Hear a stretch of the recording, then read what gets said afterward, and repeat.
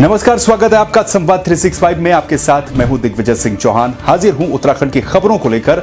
आइए नजर डालते हैं उत्तराखंड में क्या कुछ खास चल रहा है, क्या कुछ उत्तराखंड की खबरें हैं। बेलमती चौहान राजकीय महाविद्यालय पोखरी टिहरी गढ़वाल में पर्यावरण जागरूकता अभियान के अंतर्गत वृक्षारोपण कार्यक्रम किया गया।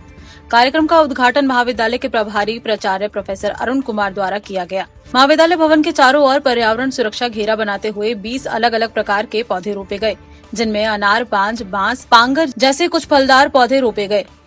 आज हमारे महाविद्यालय के सभी शिक्षक एवं सभी कर्मचारीगण महाविद्यालय परिसर में लगभग 20 वृक्षों का वृक्षारोपण किया गया और अभी हमारे पूरे प्रदेश में वृक्षारोपण कार्यक्रम चल रहा है। इसी के तहत हम लोगों ने अपने महाविद्यालय में पर्यावरण संरक्षण हेतु वृक्षारोपण का कार्यक्रम चलाया।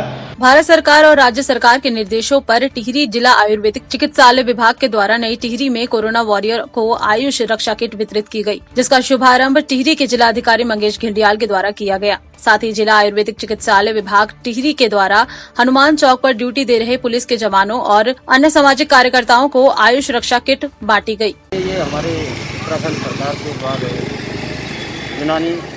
आयुर्वेदिक यूनानी विभाग द्वारा ये आयुष किट बांटी गई है, आयुष सुरक्षा किट बांटी गई है। इसकी मैं पूरी प्रशंसा करता हूँ और अपने जो यहाँ पर अधिकारी हैं हमारे उत्तराखंड सरकार के आयुष यूनानी विभाग द्वारा, इनकी मैं पूरी प्रशंसा करता हूँ। आज हमारा कार्यक्रम था डीएम साहब के मार्फत ये आयुष सुरक्षा किट का उद्घाटन कराना और शुभारंभ हमने करा दिया है। और ये आयुष सुरक्षा किट जो हमारे उसमें लगे हुए हैं, कोरोना महामारी में सहयोग दे रहे हैं, चाहे वो हमारा स्वास्थ्य विभाग हो, पुलिस विभाग हो और राजस्व विभाग हो और हमारे पत्रकार बंधु जो है जो लगे हुए हैं इसमें दिन रात इस कोरोना बीमारी से लड़ रहे हैं और जो चेक पोस्ट पे लगे हुए हैं हमारे, उनके रक्षा के लिए ये आयुष किट भारत सरकार आयुष मिशन के द्वारा दी जा रही है। देखिए, सबसे पहले जो हमारा जो एक संक्रामक काल चल रहा है, जो आयुर्वेद में भी औपसर्गिक रोग बहुत पहले से हमारे ग्रंथों में वर्णित है, उसमें भी हमारी जो इम्यूनिटी, क्योंकि अभी तक जितने भी रिसर्च हुए हैं उसमें आदमी के जितने भी हैं वो व्याधि क्षमत्व बल, जो उसकी इम्यूनिटी पावर है, अगर उसने अपना व्याधि क्षमत्व बल बढ़ा लिया तो हम इस महामारी से निरंतर छुटकारा पा लेंगे। बागेश्वर 2 बार जिला कोरोना मुक्त होने के बाद अब एक बार फिर से जिले में कोरोना का बम फूट गया है। इस बार कोरोना ने कोसानी स्थित सेना के सिग्नल यूनिट में दस्तक दी है। यहाँ 14 जवानों में कोरोना की पुष्टि हुई है। सुरक्षा की दृष्टि से यूनिट की आर्मी कैंटीन अगले आदेश तक बंद कर दी गई है। यहाँ पर किसी भी बाहरी व्यक्ति की एंट्री भी बंद कर दी गई है।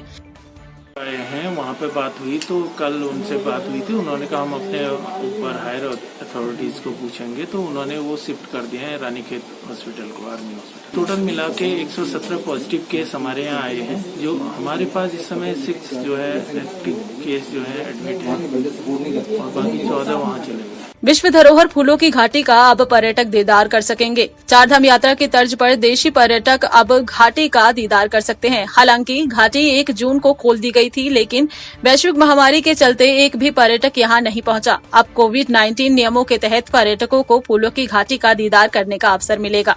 हमारा वैली ऑफ फ्लावर्स 1 जून 2020 से खोला गया था, लेकिन अभी तक जो शासन द्वारा जो रोक लगी हुई थी कि बाहर के कोई टूरिस्ट नहीं आ रहे थे बद्रीनाथ और चार धामों में, इसलिए कोई भी यात्री चारधाम यात्रा में न आने के कारण कोई फूलों की घाटी में भी नहीं आ रहा था।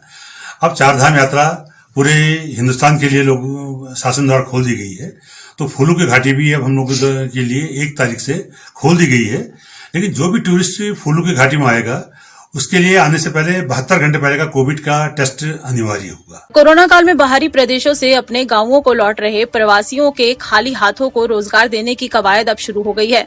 रुद्रप्रयाग में इसके लिए विकास विभाग खाका तैयार कर रहा है। खासतौर पर मनरेगा योजना के अंतर्गत प्रवासियों का पंजीकरण कर उन्हें रोजगार दिया जा रहा है, जबकि इच्छुक प्रवासियों को स्वरोजगार करने के लिए पोल्ट्री फार्म, पशुपालन, उद्यानीकरण के साथ साथ कृषि और सब्जी उत्पादन के क्षेत्र में कार्य करने वाले व्यक्तियों को सरकार की योजनाओं की जानकारी देकर उन्हें योजना का लाभ दिए जाने पर जोर दिया जा रहा है।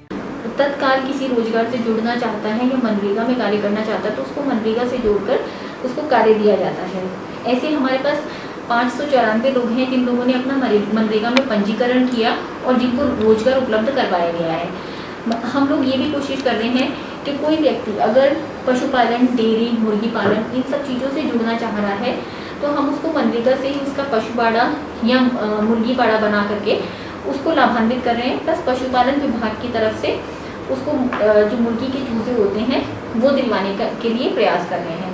तो आपने देखा उत्तराखंड में क्या कुछ खास चल रहा है, क्या कुछ उत्तराखंड की खबरें रही। एक बार फिर से आपके सामने हाजिर होंगे उत्तराखंड की कुछ और खबरों के साथ। तब तक के लिए आप बने रहिए संवाद 365 के साथ। नमस्कार।